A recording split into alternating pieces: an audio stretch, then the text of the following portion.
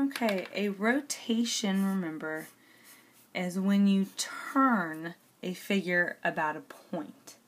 Okay, so you'll have a point that you'll be holding on to and you'll turn the whole figure. So there's two motions that you can turn in.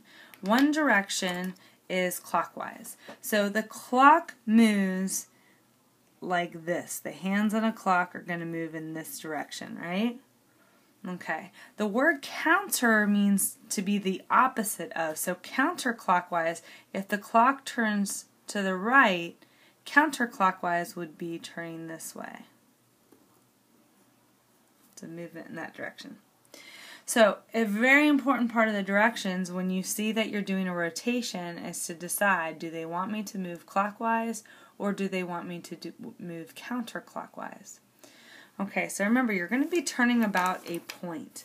Now, another really important thing to note is the degrees of rotation. 360 is one full rotation. So if I started here, if I took a figure, and a lot of times what I do is I put a little arrow pointing up, and I put a point where I'm turning, and I look at my arrow to tell how far I've turned. So a 360 degree rotation, if I start with the arrow pointing up, after I do my clockwise 360 degree rotation, I'm back to where I start up at the top. That is one full rotation. Okay, a full rotation is 360 degrees. Well, if you divide that by 2, take half of that. 360 divided by 2 is 180 degrees. So a half turn, if my arrow starts pointing up, a half turn will be pointing down when I'm finished. And just like a 360 degree rotation, if I'm doing it in the clockwise or counterclockwise direction, it's the same. I'm still pointing down. Okay, so a half turn, whether you go clockwise or counterclockwise, will be exactly the same. But this is the one that you can make the mistake at. A quarter rotation. So a quarter is 1/4. So if you take the full rotation, 360 degrees, and divide by 4, you get 90. So a 90 degree rotation is a quarter turn. So let me show what that looks like. So again, if we have kind of a dot in our center, and we start with our arrow pointing up. Okay? Well, let's show what all these movements would be. If I move it clockwise to the right, the same way as the clock moves, a quarter turn, I'm going to be pointing to the right, and I'm going to be looking at a 90 degree rotation. Okay, so a 90 degree clockwise rotation, your arrow will be pointing to the right. Now, if I take that rotation and I do a half turn, so I go all the way past 90, go one more quarter turn, and I'm facing down. Okay, that's a 180 degree rotation. So if I start up top and I go first 90, then another 90, what I've just done is a 180 degree rotation clockwise. Okay, well if I add another 90, that's 3/4 of a turn. Alright, so if I start at the top and I move 90, 180, and then go one more quarter turn, 180 plus 270, that's 180 plus 90 is 270. So if my arrow points to the left and I've done a clockwise rotation, I've done 270 degree rotation. I just want to keep putting these red arrows to show that all these movements are right, moving clockwise direction.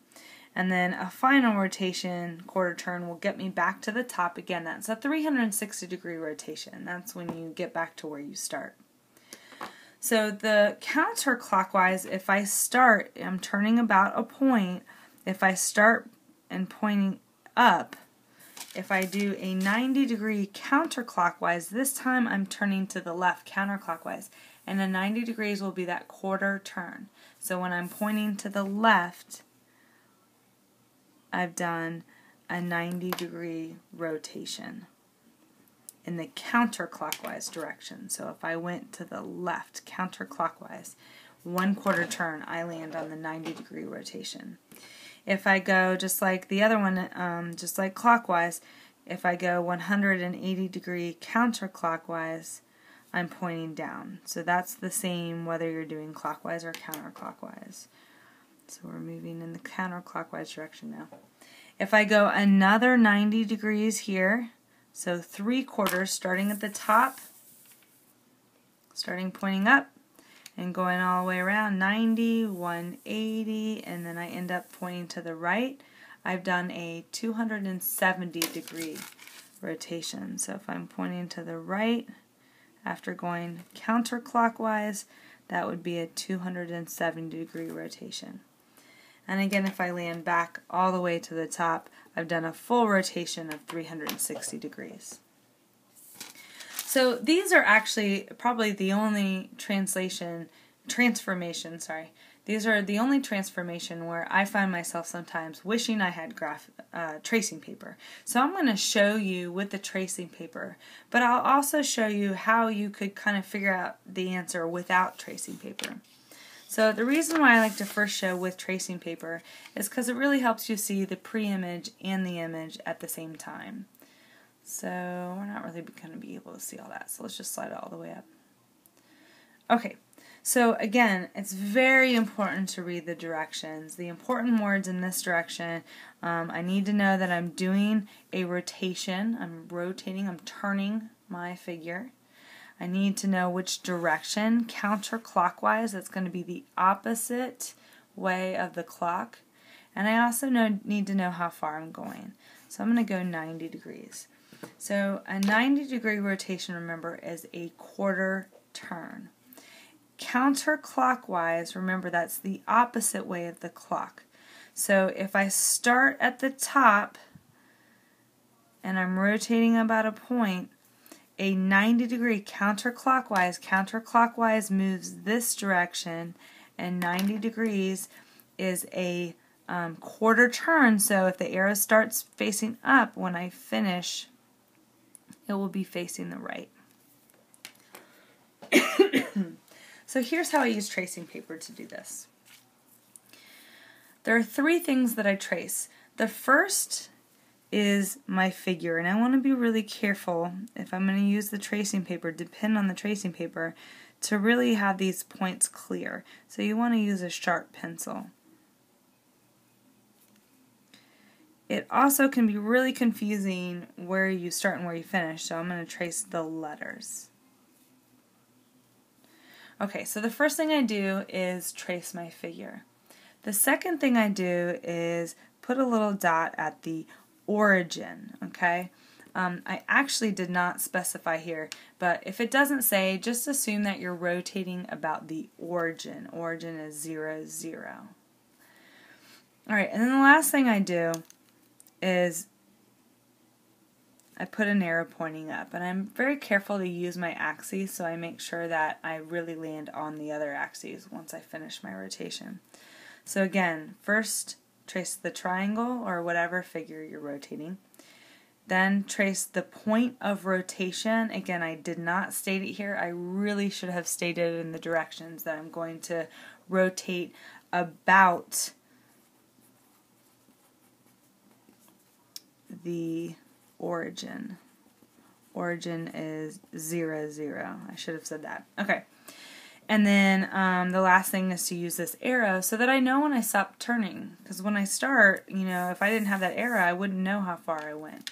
So I'm going to rotate counterclockwise to the left 90 degrees. So when I finish, this arrow will be on the axes.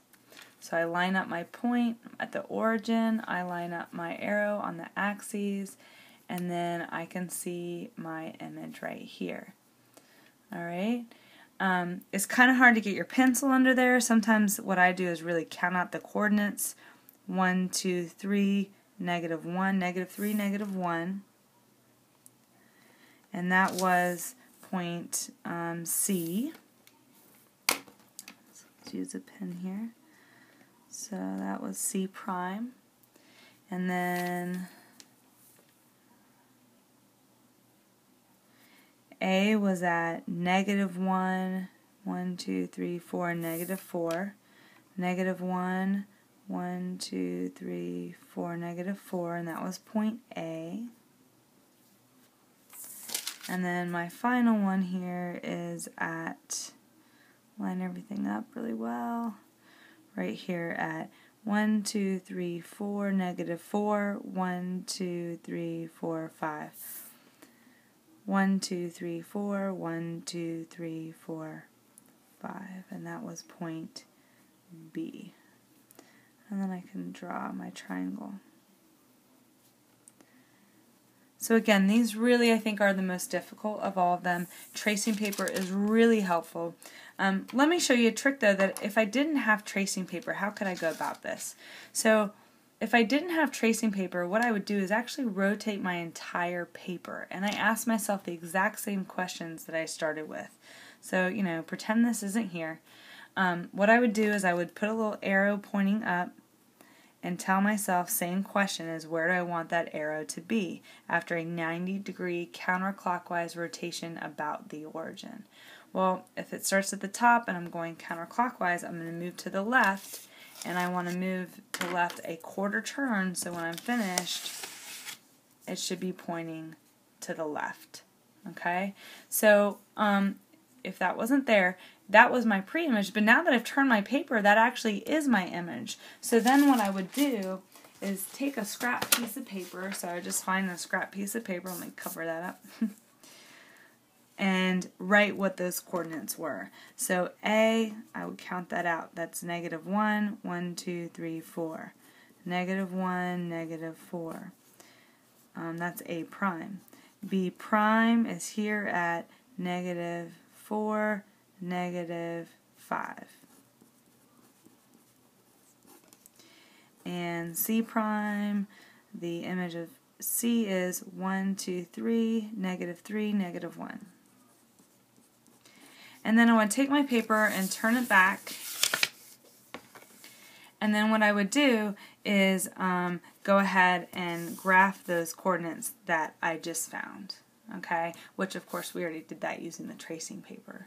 -1, -4, -3, -1, -4, -5. So if you don't have tracing paper, it's definitely doable. You would just turn your whole paper, get a piece of scrap paper to write down your coordinates. Okay?